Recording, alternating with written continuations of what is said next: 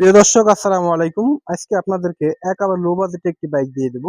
Freedom 6 এ showroom paper মাত্র only 20,000 টাকায়। চাক্কা দুটো ভালো, পিছনের টায়ারটা একদম নতুন আছে।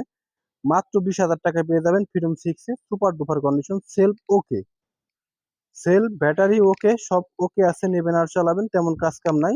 দেখতে পাচ্ছেন প্রাইসটা মাত্র 20,000 টাকা শোরুম পেপার।